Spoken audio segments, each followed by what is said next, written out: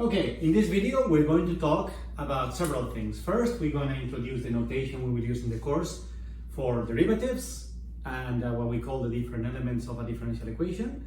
Then we're going to see what the definition of a differential equation is, what is this thing called differential equation, and finally we're going to see the classification of differential equations, like what different kinds of differential equations we have. To begin with, what I have here on the board, this is the notation we're going to use in the course.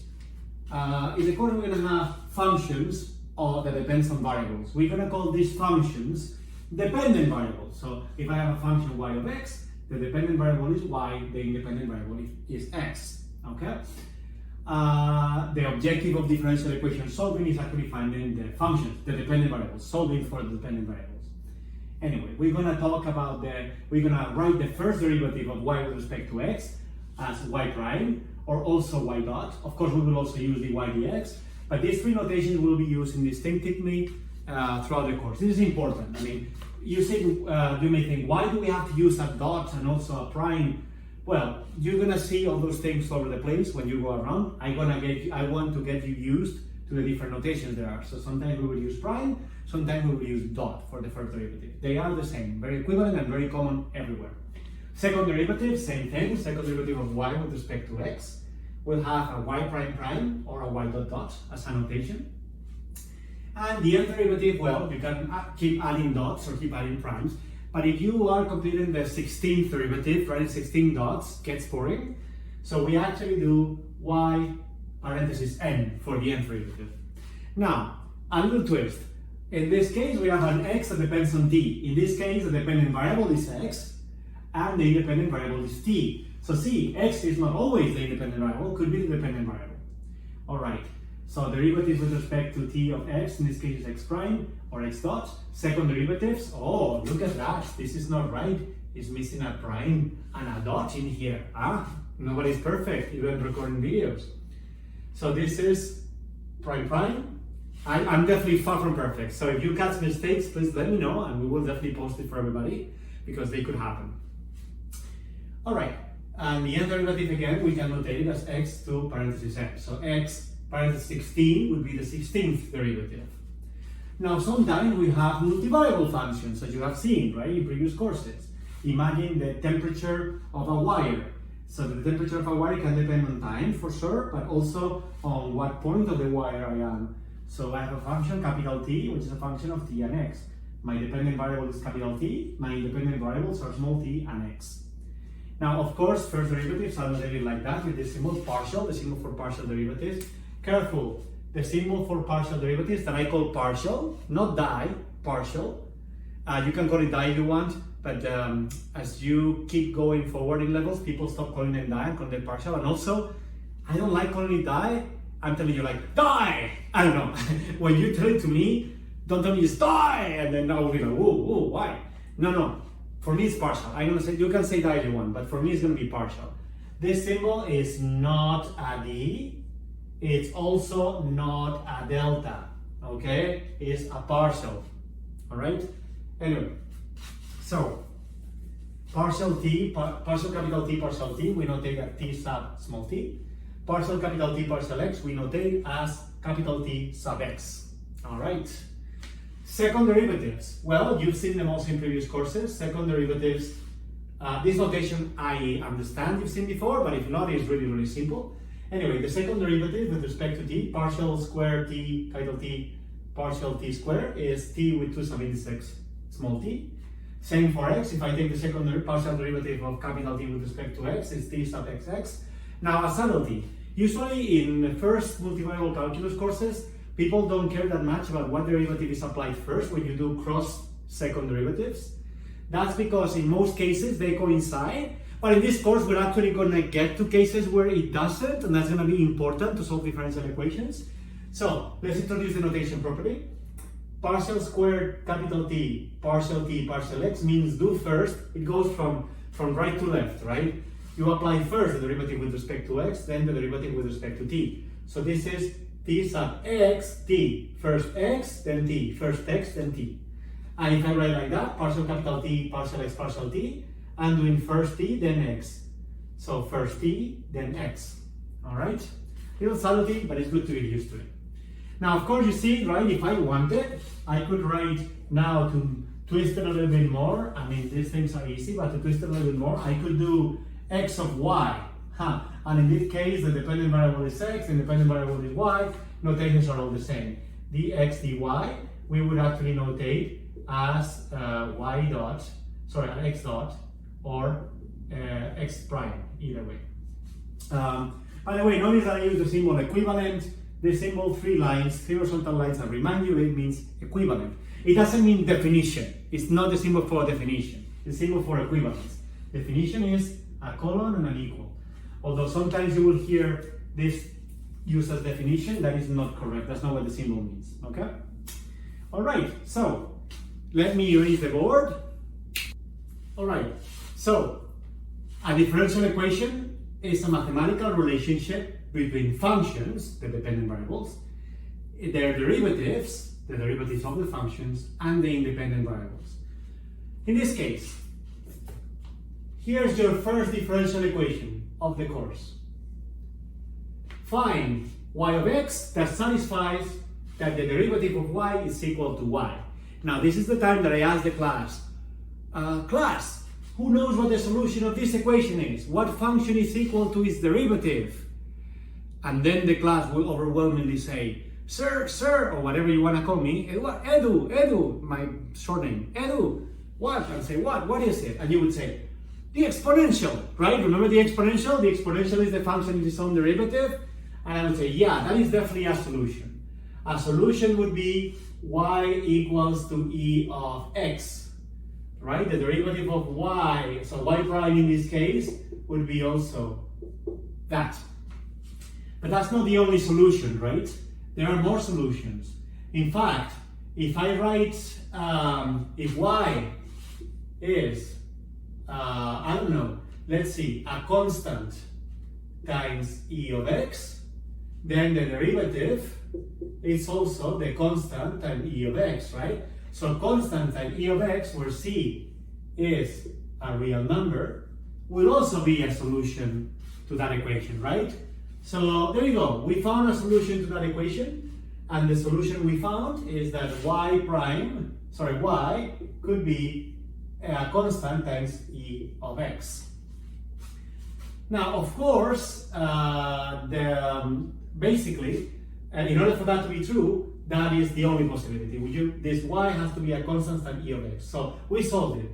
Now, this y of x equals cex is your first solution. This is called the general solution to the differential equation because it includes all the many infinite solutions for any value of c. If I wrote a 6, that's a solution. But here, writing like that, that's the general solution to the equation. There you go. You can go home now. You know how to solve a differential equation. Now, unfortunately, not all of the differential equations you're going to see in life are like this. So they will get more complicated. We will be increasing in complexity as we go. All right? Anyway, but I hope that you understand what differential equation is. Let's do another example. Another example. How about y dot dot equals minus y? Would you be able to tell me the solution of that?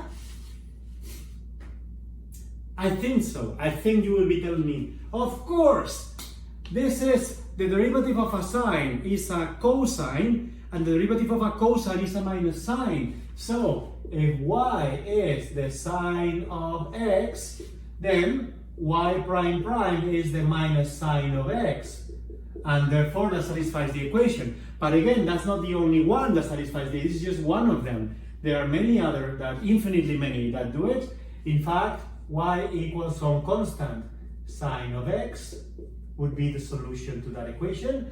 But there seem to be more too, right? Because if instead of a sine is a cosine, the derivative of the cosine, let me erase this one, the derivative of the cosine, y equals cos x, then the first derivative would be the minus sine, and the second derivative, the minus cosine. So this thing also satisfies the equation. So this thing, y equals, let's say with a constant, cosine of x that will also be a solution to the equation. So the most general possible solution will actually be a combination C sine of x plus D cosine of x for any value. This is y of x, and this is the general solution for any value C and D real.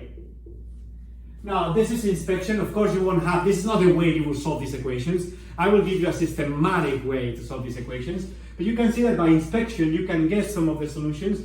But finding one solution is easy. Sometimes, not always, but sometimes it's easy to find one. Finding a general solution is slightly more complicated. Little trick here, there's a second derivative, and then we have two summands in here. Well, that will be related, and we will see as we go.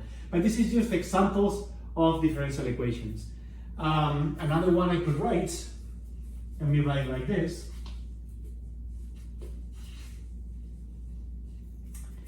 It can be minus y x. Aha!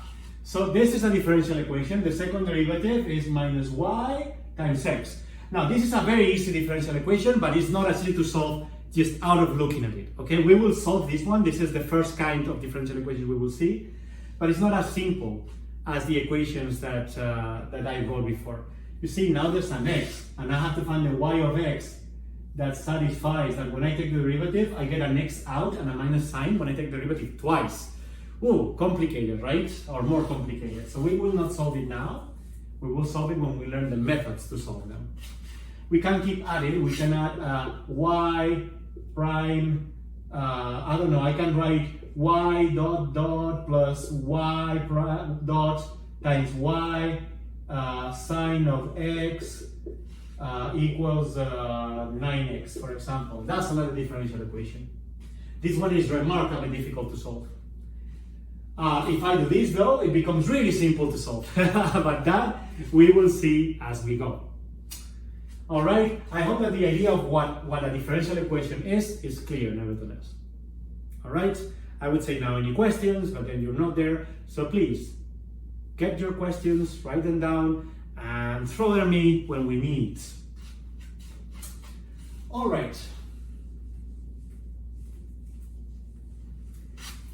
The next thing we're going to do is the classification of the differential equation. So what makes this one so different from not writing the y in there?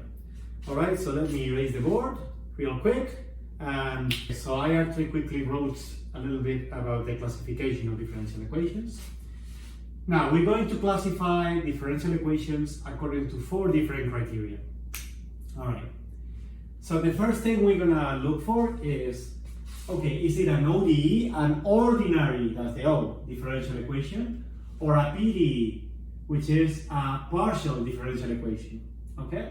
So that's easy. ODEs only have one independent variable and usually regular derivatives, whereas PDEs have more than one independent variable and therefore partial derivatives.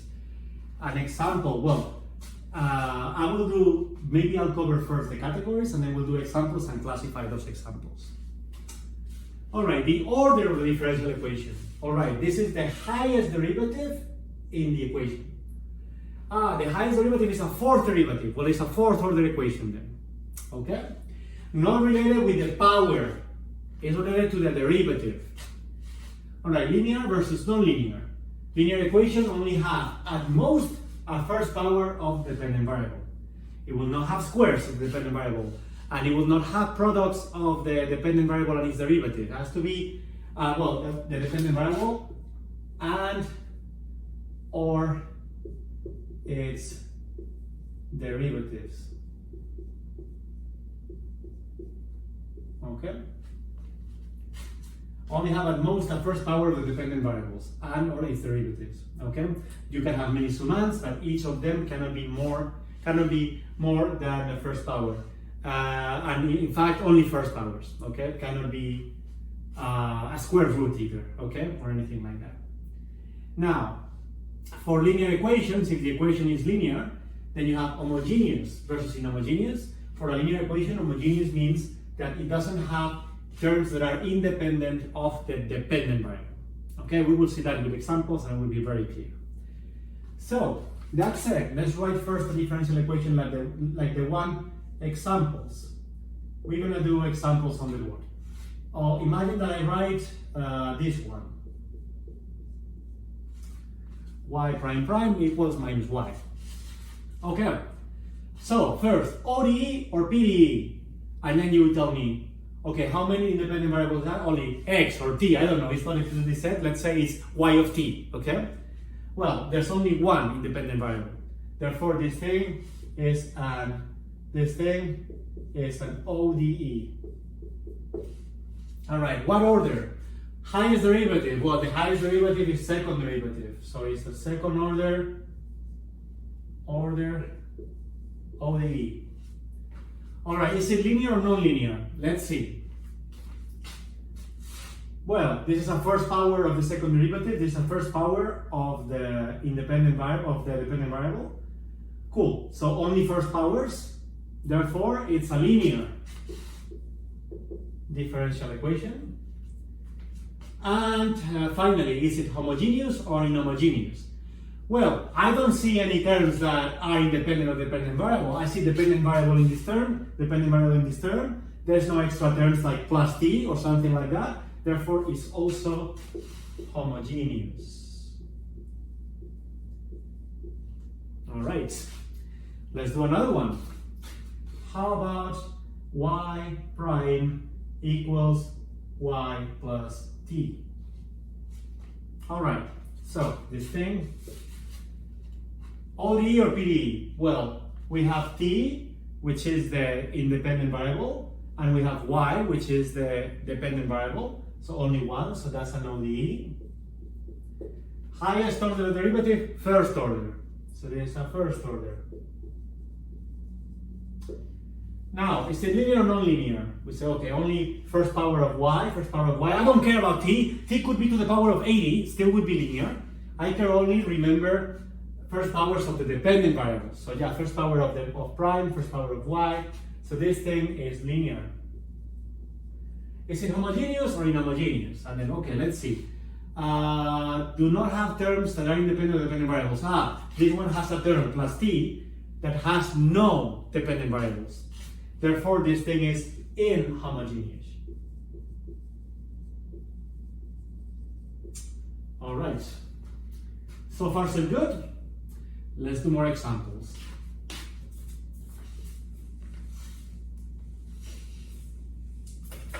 I'm going to have now y times y prime minus t equal minus ty equals 0. All right. First, ODE or PDE? Only one independent variable, which is t. Therefore, ODE. All right. Now, order. First derivative only. So this is first order. All right. Now, linear or non-linear? Okay, if it were up to this term, it would be linear because there's only one power of t, but of y, sorry. But this one has y times y prime. The moment that we don't have only one power of y and its derivative, if they're multiplied, that would be a second power, if you want. So this thing makes it non-linear. This is a non-linear term. Non-linear. For linear, remember, we only should have a power 1 of y and or its derivatives. So if there's a product, that comes as a power 2. So this thing is non-linear. And, well, homogeneous or inhomogeneous does not apply for nonlinear equations from what we see. I mean, of course, there are actually ways of defining homogeneity for nonlinear equations, but we're not going to see that in this course. All right, so just say nonlinear and that's fine. It doesn't apply. All right, let's do another example. Sine of x. Oh, by the way, here let's write what the variables are. The dependent variable of this one is y. The independent variable is t. Sine of x, y prime plus y equals 0. Now, this one.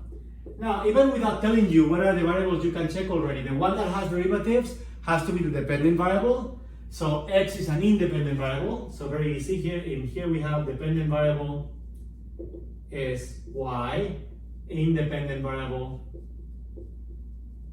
is x. Now this thing is again an ODE, only one independent variable. It's also first order again. Now is it linear or non-linear? Well, if this is not the dependent variable, it's the independent variable. So in the dependent variable I have only one derivative, and the function here, so only power ones of the dependent variables, they're not multiplied with each other. So this thing is linear. And now it's homogeneous or inhomogeneous? There's no independent term. The only term that has the x also has a derivative of y. There's no independent term, so this one is actually homogeneous. Let's keep doing more. I want to nail down the notion of linear versus non-linear. All right, let's do another. Sine of y, x plus y, prime, prime, prime, or maybe I'm going to use dots here. Dot, dot, dot, equals 3. All right, so this one, again, dependent variable would be y, it has the derivative, independent variable would be x. Now, what is this one? This is an ODE, again, only one dependent variable. Third order.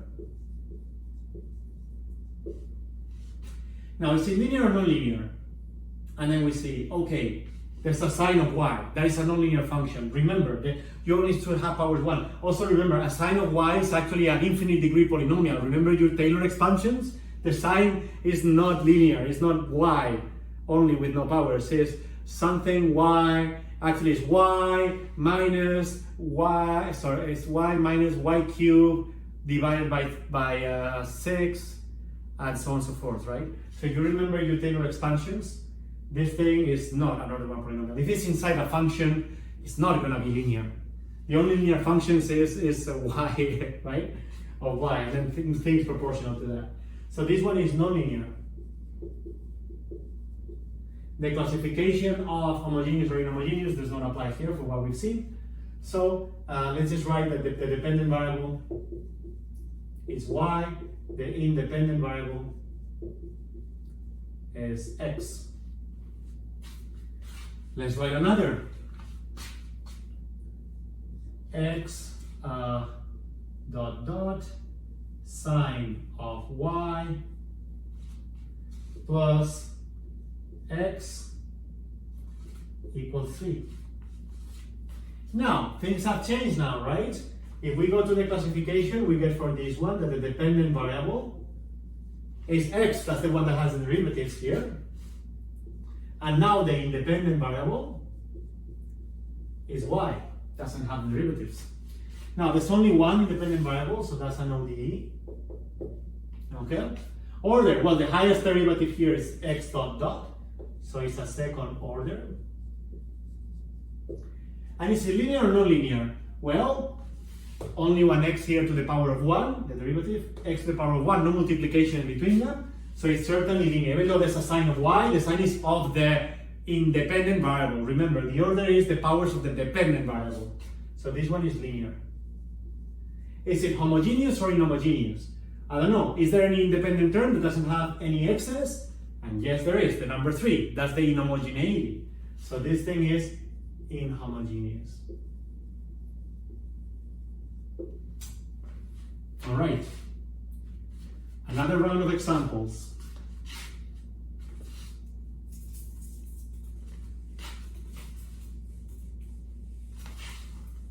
How about this one? X dot times x dot dot minus 3 equals 0. Well, again, we have an ODE here. This is a second order, that's the highest derivative. It's non-linear, x dot times x, that's a product between 2, the degree is 2 in a way, so this thing is non-linear. The homogeneous and homogeneous does not apply to non-linear. So now what we have is the following. what is the dependent variable? Well, I don't know. So the dependent variable is x. The independent variable, whatever you want. It could be t or y, whatever you want. It's not specified. Not specified. So if you were to solve it, whatever you want, x of t or x of y or whatever you prefer. Let's do another one. Partial f for u, maybe partial u, partial x, y, minus u times y times y squared x equals minus 12 y x. All right, so this one is a PDE. We have partial derivatives. We have two independent variables here. So let's write that first. So we have the dependent variable. In this case is u, is the function we're solving for. The independent variables are x and y. So this thing is a PDE. Now, what is the order? Well, the highest derivative, in this case a second derivative, so it's second order. Is it linear or non-linear? Well, let's see. There's only one second derivative here and only one power of u. There's no higher powers. Therefore, this thing is a linear equation. You may say, but what about y squared and x multiplying? Well, those are the independent variables. They don't count at all for linearity versus non-linearity. Okay, because it's linear, is it homogeneous or inhomogeneous? Well, let's see. This term depends on u, on derivatives, okay? This term depends on u, but this doesn't. There is one term that does not depend on the dependent variables, so therefore this is homogeneous. All right. Let's do another example, and then we end with that example.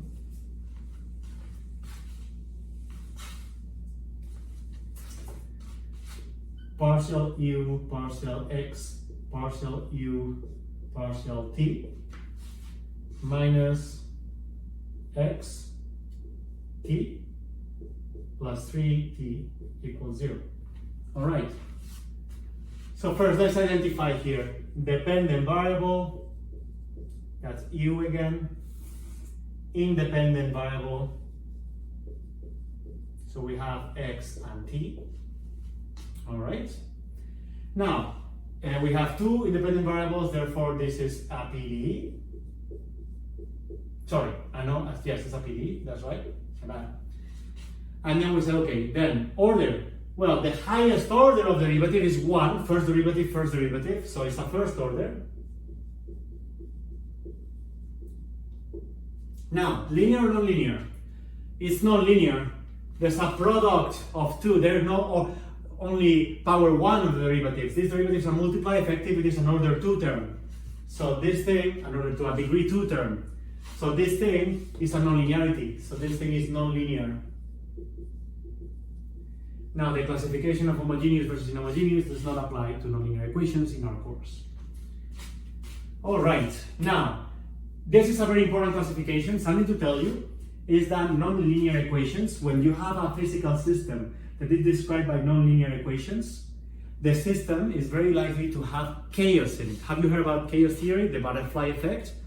There's a real experiment, a real numerical experiment, in which you go back to computer models that predict the weather and go to a month that actually the prediction for a month in advance nailed it. So you go to the most stable month, a month that you find in history.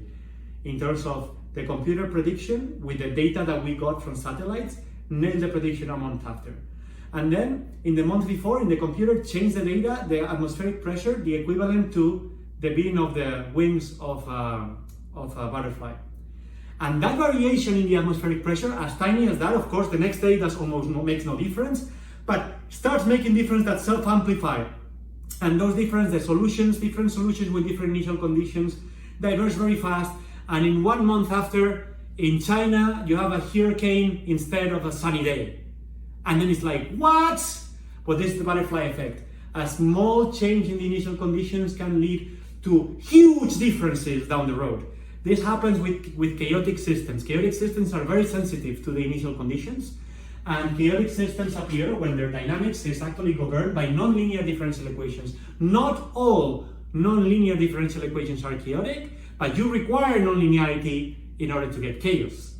So if you watch a classic, Jurassic Park, the first one of course, all the others kind of suck, in my opinion, but in Jurassic Park, Ian Malcolm, the mathematician, is an expert in chaos theory, and then somebody asks, chaos theory, what's that? It's like, oh, you never heard about chaos theory? Strange attractors, nonlinear equations? Oh, and they say there's this kind of thing to like look cool and impressed.